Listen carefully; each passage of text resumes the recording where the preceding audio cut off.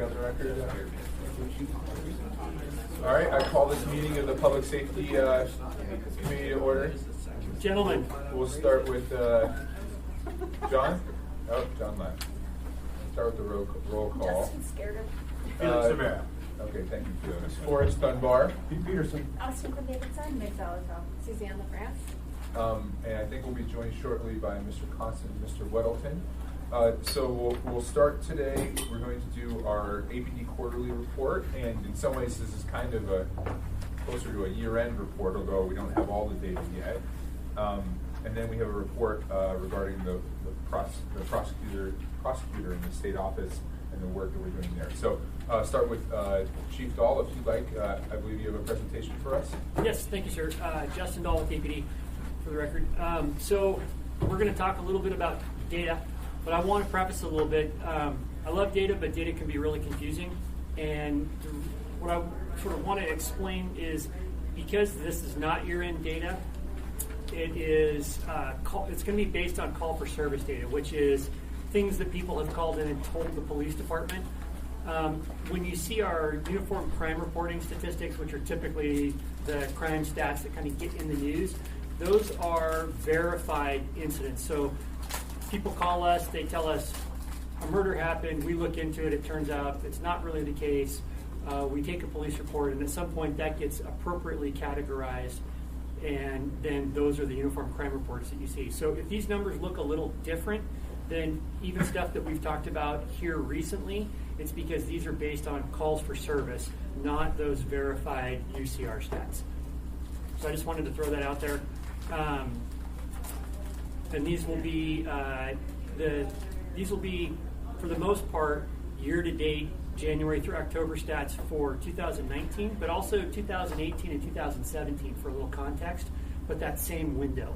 There will be one exception there, but I'll explain that. So if at any point through here anybody has questions, feel free to stop and ask me. I wanted to try to put something together that sort of gave an overall feeling of what's going on in the city, if that makes sense. So, and as we do this periodically, I'm going to try to keep the format relatively similar and those reference points relatively similar, so you're getting sort of an apples to apples every time we talk about something like this. And that's an ongoing project inside of APD, so if you guys have feedback on what we're presenting, that's also helpful too. So, with that.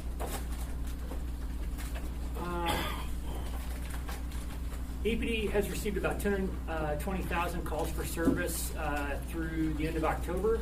That's compared to about 215,000 for 2018, so that's up just a little bit, not a lot, but slight increase, probably not especially significant. We've made almost 11,000 arrests through October compared to about 11,400 same time period last year, so a slight decrease. Not especially significant, but when you see some of the other things that we're going to look at, that will probably make a little bit more sense. Wait times for 911 calls has gone down. The average is about 16 and a quarter seconds compared to about 17 and a quarter for last year. So that doesn't seem like a lot, 1 second, but when you think about the average and the thousands and hundreds of thousands of calls we get, that indicates that's a positive trend, basically. We want to drive that back down to 10 seconds or less. And with the addition of more dispatch positions that we did for this fiscal year, and also the planned additions for next year in the budget which already passed, we expect to continue to be able to push that down. So that's the goal. Mr. Weddleton. Yes, sir. What's like national best practices for wait time on a 911 call? 10 seconds. It is 10? Yep. 10's like forever if you're in a crisis. 10 seconds or less. And that's the average. So, I mean, you get some that are shorter, but sometimes you get some that are longer. But that's the, they call it the NENA standard, and NENA stands for National, it's like a dispatch center national organization. So typically 10 seconds or better is what you're looking for. I'm sorry, Ms. McDavid. Thank you, Mr. Chair. So how many dispatch staff do we have right now, and how much will the increase of, were there 2 added, 4 added for 2020? There were 3 added for 2019 compared to what we had. I don't remember the exact number that we had before the addition for this year. I can find out, and we make a note to make sure I don't forget. Or just We haven't rough, I mean, texted. is it 100? No, that's like 20? about 50 or 55. Yeah, okay. Doesn't need to be precise. So we added 3 positions for this year. We added 6 non-sworn positions to the department for next year. And sometime between now and January, I'm going to sit down with sort of my primary non-sworn managers, which are the 911 center manager and the records manager, and we're going to kind of balance out how many do we think should go in each direction. Because it seems like if the goal is 10 and you're adding more staff, maybe we can bring that down. I agree. I would assume that's what Yep. you're trying to do.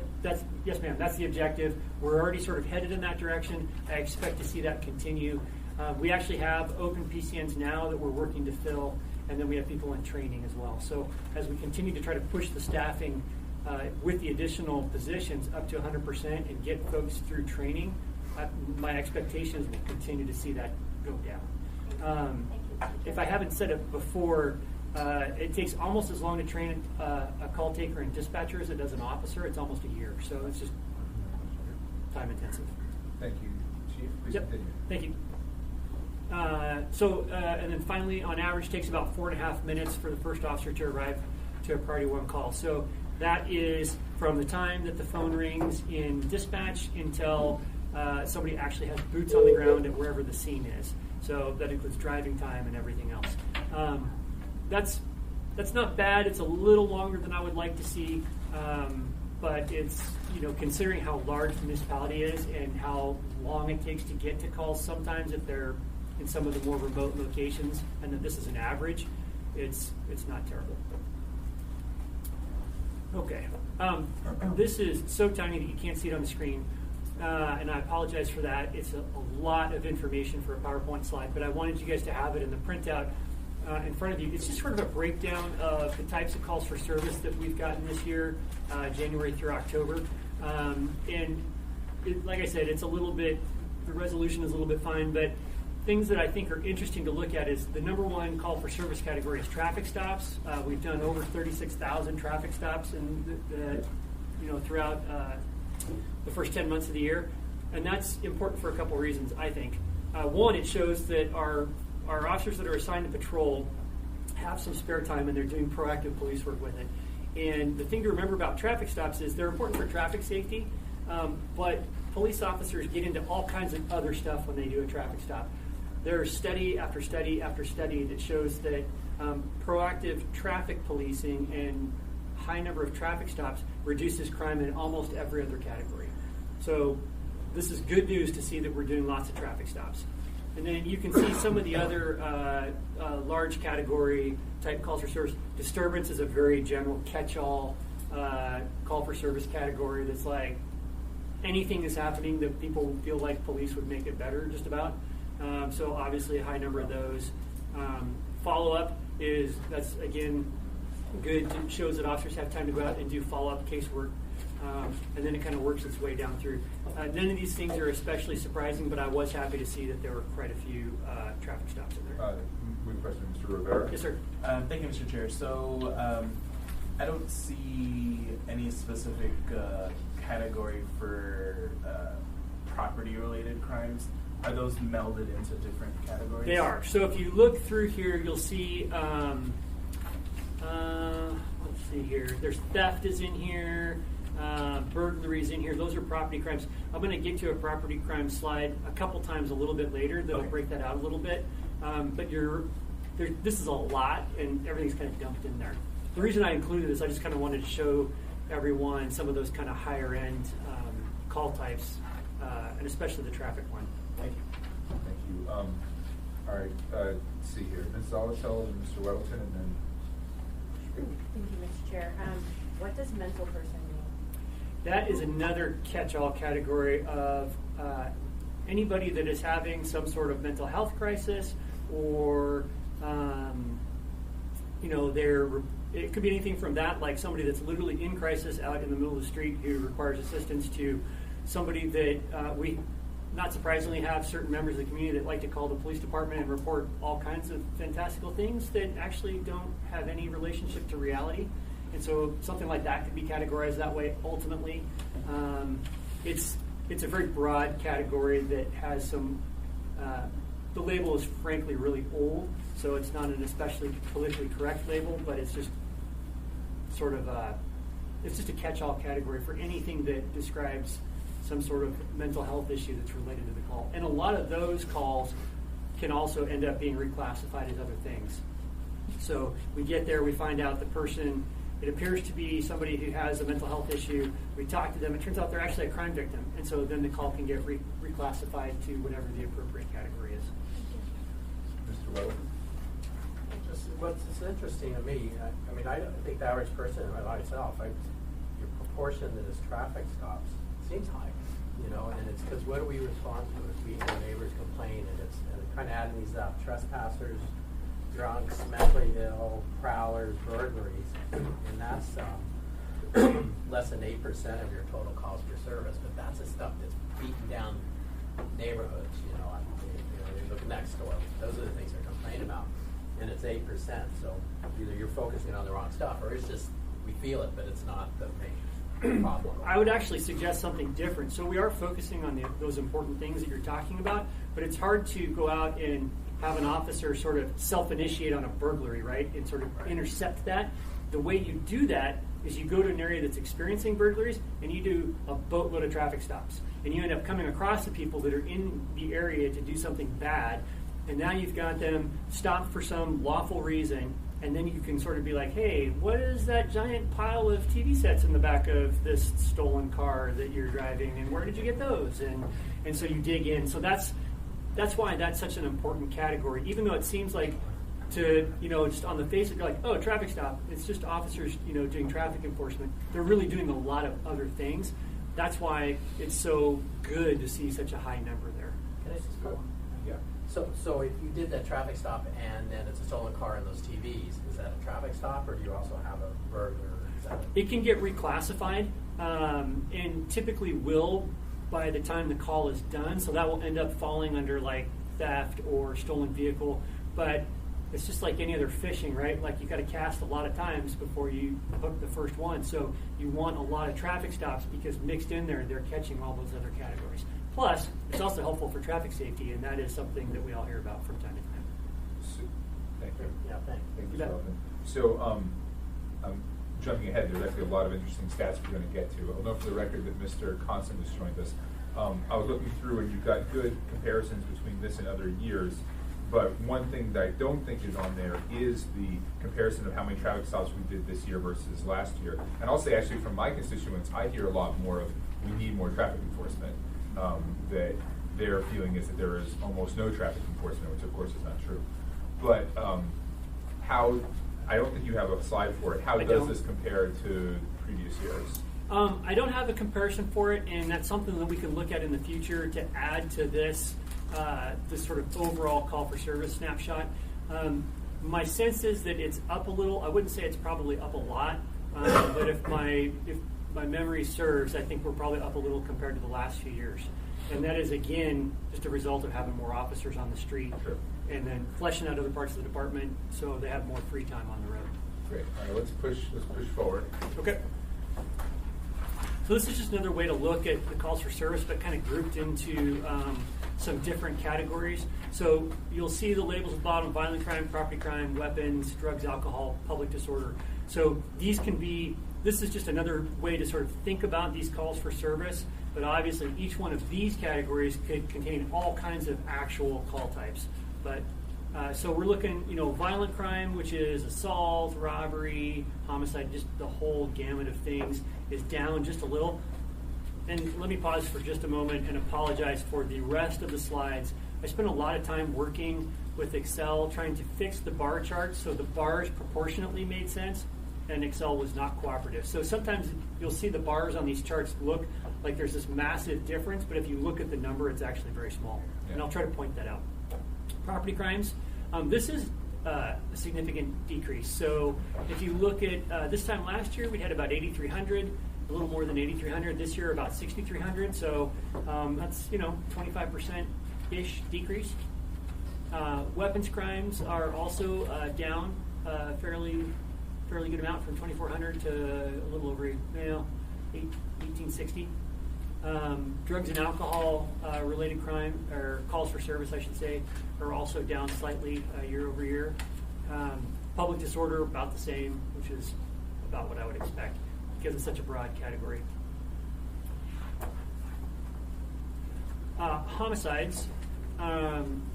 Again, this is one of those bar charts that's a little bit deceptive. The bars are not really proportional. So we had 33 homicides in 2017. We had 29 in 2018, and I believe we've had 30 so far this year. So we're fairly consistent. We're a little ahead of last year, and I think it's important to point out. So those are totals. This is the only slide that will be totals for the 2 previous years. The rest of them are October or January through October, but I just thought for homicides, because the number's a little smaller and the nature of the crime, this would be a better comparison. So in all of 2017, we had 33. All of 2018, 29. So far this year, 30. So we're gonna. I think this is from October.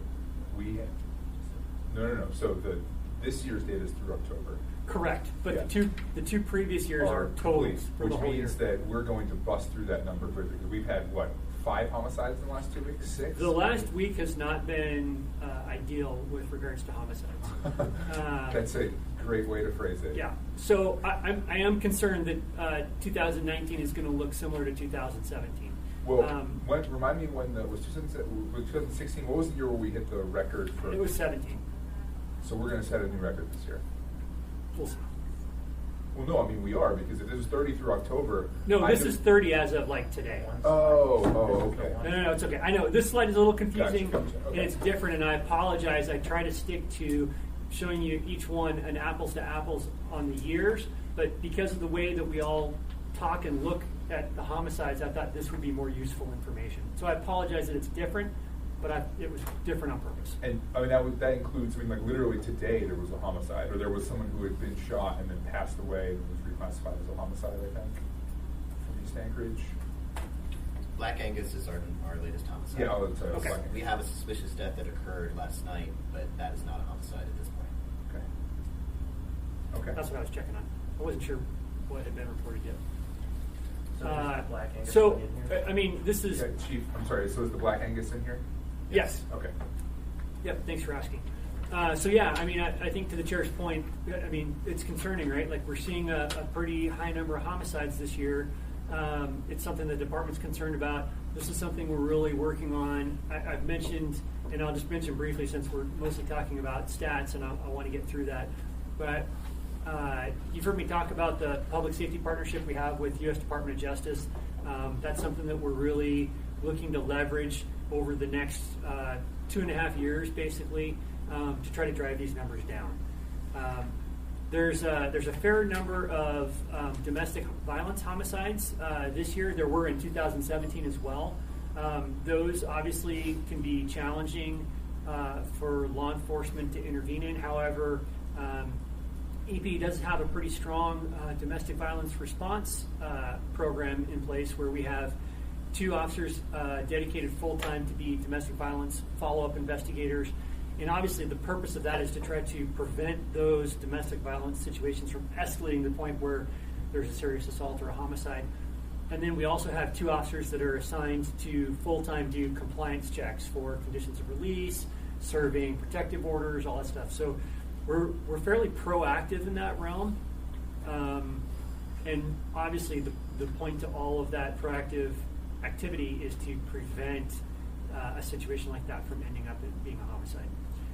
The other categories of homicides, some of the ones that you've seen reported through the end of the summer and the fall that were perhaps drug-related or other things, sort of street crime-related, the Public Safety Partnership is really focused on identifying ways for the department to be more effective at addressing those issues, again, before they escalate to the point where they're homicides. Mr. Johnson. Yeah, as you're speaking of these categories, do you, by chance, at some point in the past data, have breakdowns of what the kind of precipitating factors are grouped into kind of consumable patterns, so we could see that at some point? Is that in my email? Is that the chart you sent me today? That kind of breakdown? Yeah, a little bit. Let me look and see if I have some of that with me. Not as much detail as he's asking, but. Okay. I imagine- We'll see if we can get that for you. I had information like that put together at one point, and I don't remember where I put it, but if I can dig it back out again, I'll get it to you guys. I think it would be useful just to have, I mean, if it was just 3 categories, Right. like Domestic drugs, violence, yeah. domestic violence, other. I think that would capture most of the Or random, homicides. associated to people you knew. I mean, there are Right. a lot of ways you could look at it to help understand or communicate to the. I will say, I can tell you right off the top of my head that we have very few homicides in Anchorage that are random, Yeah. where nobody knows anybody, which is good and bad. Oh, anyway, are there any other questions on this before we slide on? No, I would just note, and you've had, and I have talked about this before, Chief, that like, this stat is a headline stat for newspapers and for the public, but it's really hard to draw any kind of policy conclusions because it's a relatively low number and it just varies. You know, so, like example, we had that domestic violence, looks like a homicide with the Right. mother and child in Right. the SUV that was lit on fire. Right. If that hadn't happened, we'd be below last year. Right. And we don't really know how to find and Your stop sample that size guy. is very small, and those are extremely difficult for a government entity to somehow intervene in because, as we all know, I mean, this is a little sort of sidetrack into domestic violence, and I think most of you know this, but you know, domestic violence is really hard. It happens behind closed doors. People don't feel comfortable talking about it. There are, you know, some social stigmas associated with it. So all of the domestic violence prevention programs that we participate in are to try to break down some of those barriers so people report, so we can get involved, so we can prevent some of those things. But like the case that you just mentioned, that's real hard for us to intercept. If somebody has a bad day and for whatever reason they decide the solution is to, you know, shoot some of their family members to make the day less bad. All right. Well, let's please continue. Okay. Sex assaults, we talked about this a little bit, I think, last public safety committee meeting. If you recall, these numbers look different than the numbers we presented last time. This is an example of calls for service versus those classified UCR type reports. The reason that I included this anyway was it just kind of shows you that, again, this is an example of the bars not really being proportional to each other, but last year, and these are our year-to-date for 17, 18, and 19, we had 556 at this point in 2017, 609 and 18, 630 this year. What I would suggest to you is, especially between last year and this year, not a significant trend. We're up a little bit compared to last year. We'll look where we are at the very end of the year. What I expect to see is, you know, when you're talking about plus or minus 21 out of 600, you know, it's a pretty small deviation. It's probably not indicating that there's a huge trend in one direction or another, but just interesting to watch. Okay. Questions on that? I think there was a specific question about this particular crime category. Again, don't pay attention to the bars. The numbers indicate 46, 459, 449, so it's relatively similar. I don't really feel like this is a significant trend in any one direction. It's pretty similar year over year. Robbery, 586, 561, 465.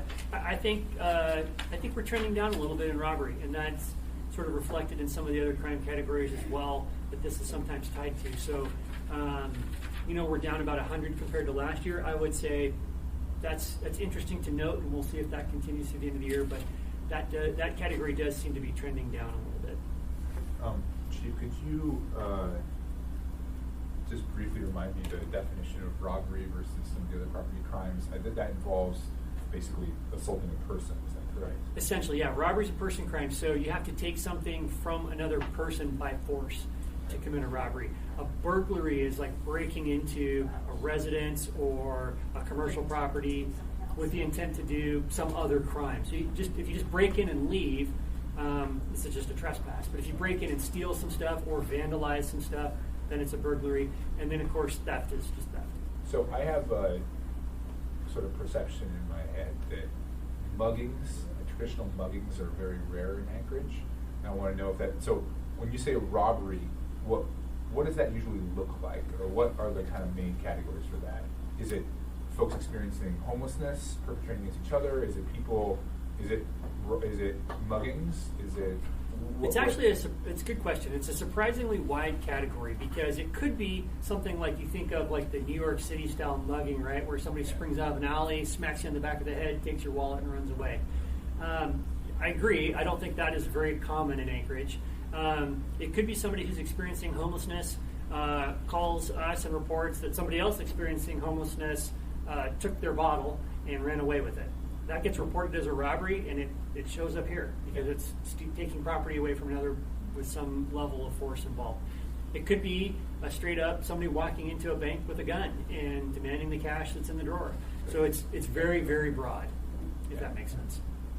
Mr. Peterson. Thank you. And so it doesn't matter what the value that was robbed. So I mean, if $5, $500, it's still in the same category. Correct. Thank you.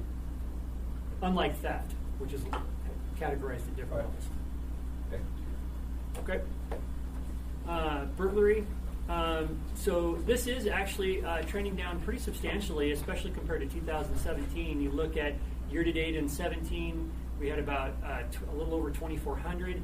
Year-to-date this year, we have 1,700 or so.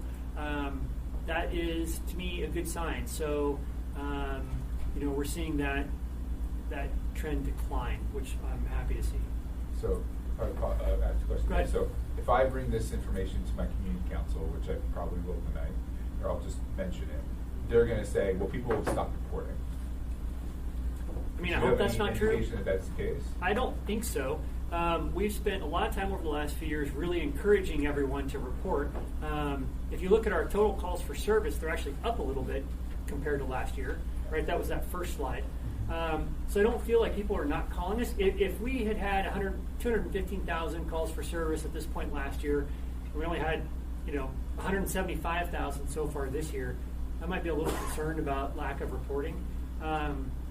But when I see our calls for service are remaining fairly constant or even up a little bit, but I'm seeing some of these categories trend down, I feel like that's not a terrible indicator. And I mean, to a certain extent, whenever we talk about crime stats, like it's a little bit of reading the tea leaves, right? Because we look at things, we hope that we see some trends and can make some inferences, but it's challenging. If I had a magic wand and was like perfect at shot calling on crime stats, I would probably retire from APD and travel around the country making billions of dollars doing this for other police departments because it's a real challenge, right? Like if you go to any sort of police conference, talking about analyzing crime data is always on the agenda. So I think calls for service are up a little. Some of these categories are trending down. Overall, when you look at that whole picture, to me, that suggests that some of the things that we're doing are being effective. And so again, like we talked about with traffic stops, right? Burglary is something that's sort of difficult to intercept. But if you have a very proactive police department that's getting out, doing traffic stops, doing field interviews, which was also on that list at the very beginning, doing those get out of the car and contact people type of things, you tend to drive down these types of crimes, which is the objective. Thank you, Chief. Any other questions on this slide? All right. So theft is another category, just kind of falls on the tail of burglary. We had about 4,350 or so this time in 2017. We got about 3,250 so far this year, down about 1,000, 1,100. So to me, that's not terrible news. That is probably indicates that we're trending down with regards to theft. And again, I hope that people are not underreporting this. We've put a lot of effort into encouraging everyone to report either online or over the phone with dispatch or in person with an officer. And I feel like, generally speaking, this is a positive indicator. Yeah, Ms. LaFrance. Thank you, Yes, ma'am. Mr. Chair. So on shoplifting, and at one point we were talking a lot in these meetings, or it would come up regularly about people taking cartloads of merchandise out, and I've seen that happen recently, where the store employees only go to the sidewalk. And so a couple of us followed, and we took pictures, and then went back inside, and the store was kind of like, we're not going to call it in. This is loss, prevention. And I tried to call it in and was told, well, you're not the victim, so can't, If the store's not cooperative, it's challenging for us to do anything about it. Okay. But you're not aware of any kind of like trending where the stores are not calling it in, or do you know if of these calls, I'm wondering how many represent that type of cart load of merchandise out the door? I mean, some of those would definitely be included in this category. As far as like a general trend of them not reporting, I don't think that's the case. We have a detective that works with what's Mr. Weddleton could probably tell me the acronym. Aorca? Yes. So we have a detective that works with that group. It's a group of Retailers, yeah. It's a group of retailers and it's focused on organized retail theft. Basically, we have a detective that works with them. We're pretty active with them. We're pretty responsive to the concerns that they bring up. We've done several of the sort of organized retail theft sting operations with the Crime Suppression Division over the last year or two, and those have been fairly successful, especially at some of the larger stores. So I feel like we've been addressing that, and I hope that they're not under-reporting it, because if they do, like, obviously, you guys heard me say this 1,000 times, like, it's really challenging for us to do anything about something that doesn't get reported. So I hope that's not the case, and maybe Mr. Welton has some additional information about Aorca, but I feel like that relationship is very good. Mr. Welton and Mr. Peterson? Not so much, but something I've observed, because I was frustrated in the last few years when you hear about these carts going out, but the stores weren't doing anything to protect themselves. They were just letting it go. And what I've seen in the last, year or so, late at night, they're shutting it down, so there's only one door. And more so in the last couple months, I've noticed they will actually have a kind of uniform private security there that they did not have before. So, clearly their costs went up, but they are now on their own preventing. I think that's important. That's part of their role. They can't, should not expect you to privately police their property. And that's what we always be helping here. I agree, and that's what we always try to work with them on. If they're having a chronic issue, like, we want to try to address the crimes as they occur, but also work with them. Like, what do you have? Are you a store that has 3 entrances on every side, which is great for flow, but maybe really difficult to control? And maybe you can shut some of those down. So it's the same thing that we do, almost like with Septeg, right, with problems in the community, where we try to help the store. I think Fred Meyer and Northern Lights did a huge remodel that addressed this, where they physically removed some of the exits. So I think you're seeing retailers be responsive in that way, plus also working with us on those retail theft operations to try to minimize this. So I'm hopeful that, again, based on what we're seeing across the board here, right, taking this as the entire picture, calls for service are relatively steady. We're seeing declines in some of these property crime categories, and then we think about the things that we've been doing proactively over the last couple of years, that I'm hopeful that we're having an impact. Mr. Peterson and Mr. Constant. Thank you, Mr. Chairman. So do you think that the reduction might have something to do with the changing of SB 91 down in Juneau? Heaven only knows. When did those changes go into effect? Was it July? Yeah, I was thinking it was this July, year. this year. Yep. Well, I guess there were 2 rounds of changes. There's been so many rounds of changes that Yeah. I'm not sure that you could attribute any of this to that. I will tell you, and I think I've mentioned this before, my personal feeling is, in the lead up to SB 91, there was lots of discussion in the public that created a perception that maybe the penalties for committing crimes were going to go down generally. And I think that we saw a response to that in the community, where the overall level of criminal activity went up a little bit. And now I think we're maybe seeing, we had so much discussion about SB 91 and it being repealed and all those other things. I'm sure that there is some impact in there somewhere, but trying to line it out exactly what it is, I'm not sure that would ever be possible. I think our assertion, the policy assertion of the Assembly and the administration, is that we've increased the size of the police force to give you more resources to hopefully reduce crime.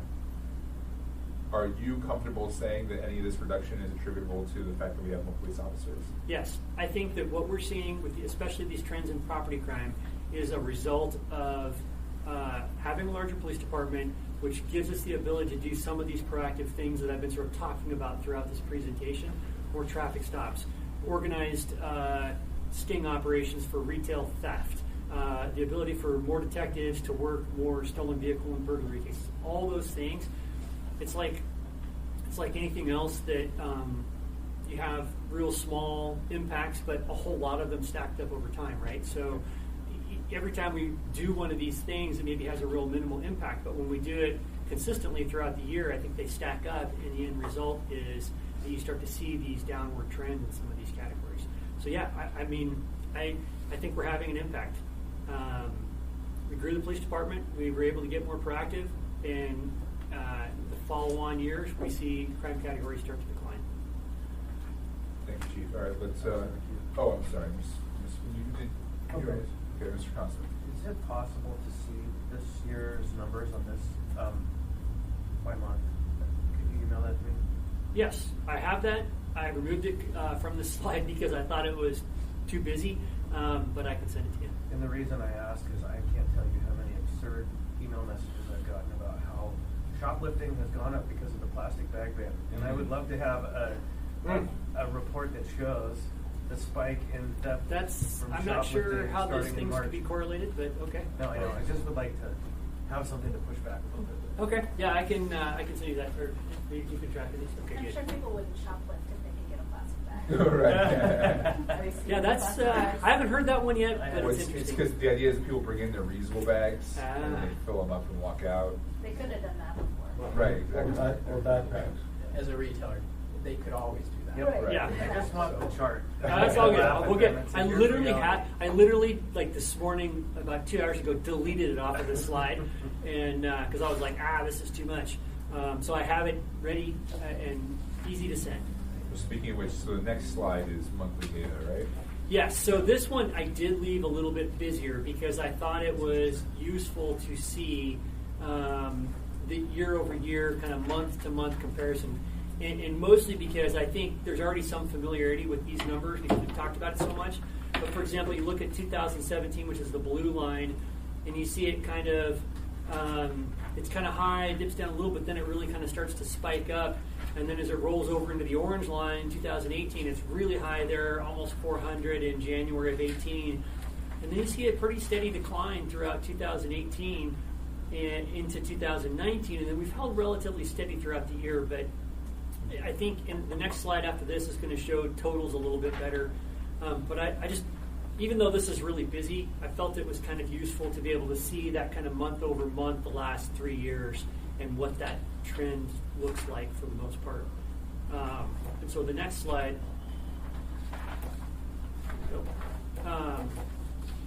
it shows you those totals a little bit better.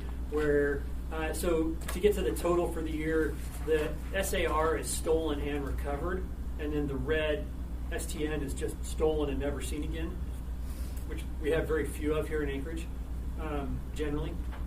So you look at the total for 2017, it's about 2,500 year to date. 2018, also about 25, almost 2,600. And then this year to date, we're at about 1,400 or so. So, I mean, again, a pretty substantial trend downwards compared to the last 2 years. We're about 1,000 less than what we were seeing previously. Yeah, I think it's a 40% drop. I mean, it's very significant. To what do you attribute that drop?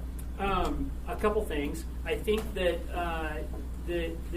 some of this, so we've done some things proactively with the police department that I think helped, and I'll cover those in a second. And I think this is an area where the SB 91 repeal did help a little bit, because one of the things that changed under SB 91 was the way stolen vehicles were handled, and that went back. And so I think the state is a little bit better able to do the prosecutions on these. But in the meantime, what we did was we made sure that we were providing detectives to be involved at the onset of these cases. So when patrol catches a few people in a stolen car at 2 o'clock in the morning, we made detectives available to come out for that. And obviously that's overtime and it costs more money, but it's worthwhile to get a detective involved in the case right away. Do those interviews, get confessions, find out where people got cars from if they weren't the original stealer of the car, all those things. We also partnered with the U.S. Attorney's Office to prosecute some of these cases. People that we knew were stealing, 4, 5, 6 cars a night and then farming them out. We would look for a lot of times we'd find them, say, in possession of a handgun and they're a convicted felon. So we'd look at prosecuting them federally for felon in possession. And some of those things that we partnered with the U.S. Attorney on to prosecute have long penalties, and if you're convicted. And so I think that we made an impact on some of the core group of people that were stealing lots of cars, and our overall sort of increased effort on this particular category is paying off because, and remember seeing some of the media stories of like, okay, well, this guy's out on bail with like 3 pending stolen vehicle cases, and we caught him again. Yeah. We've also finally caught up on some of those where some of those have actually been adjudicated. So some of those people have, been sentenced. And so I think it took us a little while, but the increased effort on our part and then sort of catching up on some of the prosecution and also working with our partners to make sure that the prosecution was effective. And frankly, some credit goes to the district attorney's office because they started taking well over 90% of our stolen vehicle cases, and that hadn't always been the case before. But part of that was we're giving them better cases because we're getting detectives involved, and so it all kind of worked together. So I think this is a big enough reduction that I feel comfortable saying we had an impact here. Any other questions on this one? No. Okay. Traffic fatalities. So as you look at this chart, this first set of bars is total fatalities year to date for all 3 years. You can see we're fairly similar to last year, which was up a little bit over 2017. And then as we work our way through the rest of the bars, it's sort of the fraction of that total that involve, for example, alcohol. So only 1 in each of the previous years, but 5 so far this year. Drugs, again, 5 this year, 3 last year, 1 in 2017. And then some combination of both is suspected. A larger number in 17, and then a much smaller number this year. I think that's 1. I don't know why the number didn't show up for this year. So you can just see, this is, again, as Mr. Dunbar mentioned, with the sample size so small, when you see a variance, of 2 or 3 year over year, hard to draw a conclusion as far as trends go, although,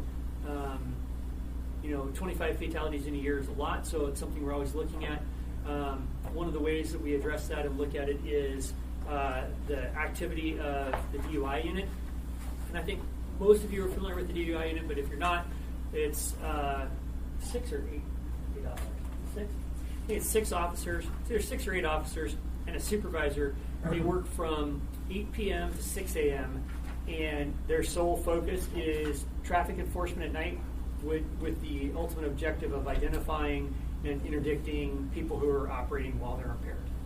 And so you look at the number of arrests they've made each year to date, 1173 in 17, 1142 in 18, 1287 this year. So fairly consistent, but up a little bit this year. Honestly, I think one of the reasons that it's up a little bit this year is last year, one of the people that was assigned to the unit was out for a good chunk of the year with a significant injury. And so it was like having a vacancy in that unit. And then if you just look at them month over month this year, you can see they average 128 to 150 arrests a month, which is pretty good for that number of people. So they're pretty active out there. I think sometimes people think there's no dedicated traffic enforcement overnight, but that's actually not true. So, Ms. LaFrance? Quick question. Yes, ma'am. The traffic fatalities, that includes pedestrians and bicyclists? Correct. It's all together in one category. Yeah. And obviously, especially this year, there's been a relatively high number of pedestrian fatalities. And so, we're always looking at those and what the cause is. My recollection, just sort of off the top of my head this year, is that a substantial number of those are pedestrian errors. And that was my experience. I was a traffic unit supervisor for about 4 years, and so one of the duties there was to handle the department's fatality investigation team for every traffic fatality. And it seems like the vast, not all, but the majority of pedestrian fatalities that we see in Anchorage tend to be pedestrian error, where a pedestrian steps out into traffic for some reason without looking and gets struck. We occasionally do see them that are driver error, obviously, hitting somebody in a crosswalk or something like that, so those occur as well. But we're always kind of looking for, is there a pattern? Are we seeing the same types of collisions at the same intersections? And I can tell you that all of this data gets pushed to the traffic engineer's office automatically, and so they are probably much more effectively than we are combing through that and looking for those same patterns. Yeah, and I mean, I know why you guys use the term pedestrian error, but I think a lot of those are what I call policy error. We've built our roads and our crossings in a certain way, and we killed them. We know it. And we continue to build them that way. So, Well, and I think there could be some education of pedestrians not to wear dark clothing in the wintertime. wow. I mean, if they're crossing mid-block, I mean, it's really, really difficult if you're a driver and you're going, 30 miles an hour and the roads are slick, I think probably both of those things are true, and you're right. If you have a pedestrian step out like immediately out in front of you, and you're traveling 45 miles an hour, it's very challenging for a driver to do anything differently. But the same is true that we have vehicle pedestrian collisions where it's clearly driver error, where a driver wasn't paying attention or didn't obey a traffic control device or whatever. So it happens both ways. Mr. Rivera? Thank you, Mr. Chair. And I think in defense of the pedestrian, and as someone who took public transportation for 5 years and was on these roads with the crazy drivers that we have, I think I can't tell you how many times that if it wasn't for me being vigilant, I wouldn't be here today. I think there is equal blame and opportunity to do better. I appreciate Mr. that. France. Just one quick thing about that. I appreciate the comment. I guess I should clarify. When I look at these, I'm not looking to lay blame on anyone. I'm just looking at what the cause of the collision was, and is there something that the department should be doing differently as a result. Should be recommending to the State Department of Transportation we lower speed limits, one ways and two ways. Mr. France, Thank you, Mr. we'll do Chair. that. So quick follow-up, Chief, is that for the driver, or would that also be if it was a pedestrian or bicyclist? Good question. As far as I UCR. don't know off the top of my head. We'll have to check. Okay. Great question. I had sort of assumed that it was driver, but now that you mention it, I'm actually not sure which way they dug these up. Mr. Peterson? Thank you, Mr. Chairman. Have we written tickets to bicyclists who are driving under the influence? Do we know that? I don't have any. Not that I'm aware of. I don't know. I'm not sure what we would cite them for. Because it's not a motor vehicle. Well, some of the bicycles, are all electric, so. I'm not 100% sure where those fit in, but for the vast majority of bicyclists, I'm not sure that there's a specific infraction for riding while intoxicated. Thank you. That's interesting. I have certainly heard otherwise among the biking community. And That we're out there writing tickets for people no, riding that, drunk? That you could be subject to the penalties of operating under the influence if you are on a bike and intoxicated. Okay, let's keep that perception. I'm so too. Yeah. Yeah, well, I'm pretty sure that's not true, but we'll ask the I can prosecutor. say I have never seen one. Let me pass the buck. Yeah, I'm not suggesting I've heard of a ticket or anything. Just that's kind of urban legend. Yeah, and those little sensors on top of the intersections are all cameras, so it's better to slow down. Some of those are. Well, I'm from California, the future, and they Yeah. actually are. Yeah, no, that's so, true. Yeah. Someday here. Yeah. Some of those are cameras here too. Yeah. Okay, well, all right, well, I think that's the end of your presentation, right, Chief? Yes, sir. Any last questions before you move on to the next topic? Thank you, I appreciate you coming, and I think probably February, I think might be when we target this, so in February, we could get the closeout data. Will you have the data ready for the year? Hopefully. Maybe March? Might be March. But I think if you're interested in seeing something like this, sort of a year-to-date comparison quarterly, we can certainly do that. I think it's more meaningful towards the end of the year because we have Sure. more data. You only have 3 months of data. It's kind of hard to tell, but it gives you an indicator of kind of what the trends look like. It's just, the difference between the categories will just be smaller. Well, rather than the call-out data, when will you have the, what did you call it? UCR, yeah, Uniform Crime Reporting data. That's probably not till more like May or June, I would say. It might be April. We collate it and get it all together and finalize it, and then at some point I want to say spring-ish, and then we transmit to the state and then also the feds, and then you typically see that report come out in like October, like we did this year, September, October timeframe. It just takes them a while to put it all together. So Great. All right. Well, thank you, Chief. I think Yeah. that's it for this item. great, thank you. So, there's now pizza too, if you want to get it. We are moving on to the report from the state prosecutor. City prosecutor. City prosecutor. About the state. About the state. Great.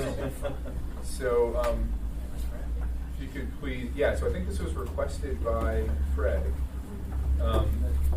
So I don't have specific questions myself. I don't know if anyone else does. Do you have a presentation? Or I have a couple minutes. I can just give you an overview of what's been happening. Okay. Well, Mr. Haberman, could you please? The one that Chris asked for? Okay. All right. All right. So why don't you start by introducing yourself, please, and then. So I'm Sarah Stanley, the municipal prosecutor. I just want to give you a quick overview of the cross-designated position that we have, who's an attorney, who's technically an employee of the municipality, who is posted at the DA's office focusing on recidivist DV assaults. So these are people who have their third or more assault in 10 years, which can be prosecuted as a felony. And the reason that many of you were probably involved in this, but the reason that this position was created was there was a sense that sometimes those misdemeanor cases which become felonies because they're recidivist were sometimes getting lost in the cracks at the DA's office. So we have a memorandum of understanding, and we have a person placed over there now. And that person started, Angela Garay, who's one of our attorneys now in our DV unit. She started there last August. And while she was there until this past July. We cut her tenure there a little short because we were understaffed at the time, and so we needed to pull her back to staff our DV department. During that year, she said when she left, she had about 90 cases open. And this is just sort of her personal estimate. This is not our data. She estimates she probably closed out with convictions about 60 cases while she was there. Some of those naturally get reduced to misdemeanors, even if they're initially felonies, based on evidence, lack of witnesses, that kind of thing. It was a year of transition for both offices. So while she was at the DA's, there was a change in leadership. New DA came in, new second in command, everything.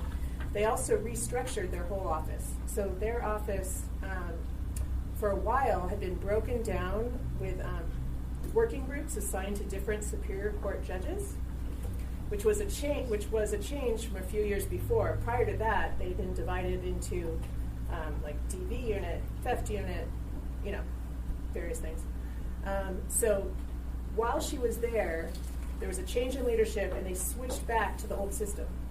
So when she entered, they didn't have a DV unit at the time. They had a sexual assault unit still, but all of the other DV prosecution was sort of scattered, in different working groups. So during the year she was there was some transition. Now, the DA now has, again, as it used to, a sexual assault DV unit, which is consolidated. All their resources are put together. They have a new head of that unit who's fabulous.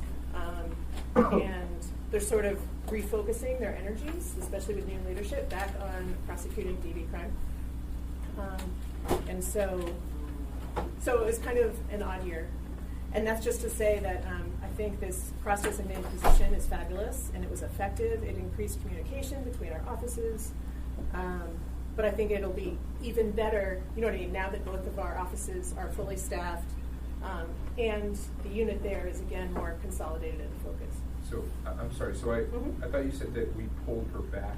Oh, we did. We pulled her back in July. And then did we give her back? No. So then after that, so she's been back because we had turnover in our own office, so we needed to make sure we were getting all of our cases covered. And then there's been a gap. It's been empty. However, about 3 weeks ago, we interviewed someone. Brittany Dunlop, who's the second in command of the DAs, and I interviewed someone that we hope we can pick up. That's in the hiring process, so I can't go into that right now. But hopefully that will be filled very shortly. It was empty, so it was empty since July, so that's several months now. And that was just a result of, there's kind of a shortage of attorneys right now in Anchorage, actually. It's been actually really hard to hire for both the DAs and for us. Because I was hiring all summer, and the DAs were too. So I know it's really sad when there's not enough attorneys. But yeah, I figure so. Yeah. We definitely have some. So anyway, so I'm excited that we have someone who it looks like will be good. And I gotta say, in those months when there was no one over there, a couple times we called over, to that unit saying, "Hey, can you take this case?" And the response was, "Well, it'd be great. It'd be great if we had that extra person, that spot filled, so we could do this better." So we did actually not manage. Some cases didn't get prosecuted, as felonies. They got prosecuted by us, but not as felonies because that whole space was empty. So hopefully it'll be filled in January, and we really appreciate just the opportunity to have someone over there. You remind me, Yeah. so I'll a quick question and then Yeah. my comment is yours. So Rick Allen was the previous DA. Who is the new DA? John Novak. John Novak. John Novak started sometime in this past year. Yeah. He is going to retire relatively soon, so there will be, I don't know what the turnover is going to look like there. And then wasn't another part of this program that we were going to have a dedicated, this is Chief, maybe for you too, weren't we going to have a dedicated APD officer that they were working with? There's 2 over there. There are 2. Yep. So how is that portion of the program working? We think it's working well. I talked to, we have a weekly senior command meeting at APD that Stanley attends and also the DA attends, or a representative from the DA's office. And we've talked about it several times. It seems to be working fairly well. It took a little while to kind of figure out how to use those officers correctly, but they're able to do follow-up, contact witnesses, that kind of stuff. All the sort of pre-trial things that kind of need to be nailed down sometimes when a case is getting ready to go. So, Are they physically over there, or are they in the headquarters? nope, they're physically at the DA's office. Great. Mr. Peterson, any question? Yes, thank you, Mr. Chairman. So, is the state still cutting back, or are they staying at the same level of number of prosecutors? I don't know their numbers, I'm afraid. I haven't heard they're cutting back, but I don't know anything about their budget. But the Yeah. courthouse is still closed on Friday afternoons or something? That's right? state funding of the judiciary, yes. Yep. Okay, thank you. Yep. Okay. Mr. Rivera. Thank you, Mr. Chair. So I have questions if the presentation's over. Oh, yeah. Okay. So I'm going to try to quickly step into Mr. Dyson's shoes, since I know he was particularly interested in this. So first, based on your assessment, in your opinion, this collaboration is effective? Yes. Second, would you suggest we continue this collaboration? Yes. Third, would you suggest that we expand this collaboration? Yeah, I hadn't thought that one through ahead of time because that wasn't on my radar. I guess I would wait. That might be great in the future. I think for now, it would be nice to just get someone in there and go through a period of time with someone in there without all this transition going on at both our offices, and then see if it's needed. Yes. Yep. And then lastly, Mr. Dyson tends to focus on felonies, in particular felonies regarding crimes against children. Mm-hmm. Is this collaboration the most effective way that we can target that? No, this is primarily to target recidivist assaults. If we, can I follow up with that? And yeah. If we had a new funding stream, hypothetically, that was supposed to help alleviate crimes against children, Mhm. that's one of the facets of it. Could you replicate something like this, where we would give you additional funding for a cross-designated attorney, prosecutor that could work with the DA? Well, if you're talking about, so my office prosecutes child abuse, child neglect, family violence, I guess would be the 3 children crimes that we really prosecute. And we're really good at that, because that's what we, that's our expertise. If you're getting into sexual abuse of a minor, the people in my office have never prosecuted those. We're not experts on that. Do you know what I mean? The state has a department to do that. But there's nothing in state statute that makes multiple child abuses a felony. You know what I mean? So we can just keep prosecuting them as misdemeanors in our office. What makes the DV assaults different is that if you have enough of them, then it's a felony. Well, I think I know for myself, and this is an active debate amongst some people on the assembly about whether we should start prosecuting felonies. And I have been hesitant to do it because of all the sort of other ramifications that would happen, because like the public defense contract and the jail, all of it. But if we were to take the cases you're prosecuting that are misdemeanors, could some of those have been felonies? They're still fairly serious cases, correct? The child abuse? Yeah. If they could be felonies, then they're generally being sent to the state. And is the state, so are the felony child abuse cases so distinct from the misdemeanor child abuse cases that if we were to provide you additional funds for one of your prosecutors to go over and be supervised by the state, but still be funded by us, would your prosecutors be able to do the felony level child abuse cases? I would have to look up the state statutes. I don't know what they're currently prosecuting those kinds of crimes under. I would have to talk to the DAs, find out how they're prosecuting those. I would have to look into that, but I could do that and get back to you and find out about that. Thank you. Mrs. Alatal? Thank you. Somewhat of a follow-up to that. Do you know the difference in timelines for prosecution of cases that you see kind of run through your office versus the state office, where there are parallels, like whether it's DV or something similar? What do you mean by timeline? Like how long it's taking to get to trial? I mean, I know everything's kind of backed up, but is there a significant difference between what the municipality might be experiencing and what you learned from I'll call it the embedded attorney? I don't know for sure the answer to that, but my guess would be that felonies, just by the nature of them, would always take longer to prosecute, just because they're more complicated. There's more ramifications. They're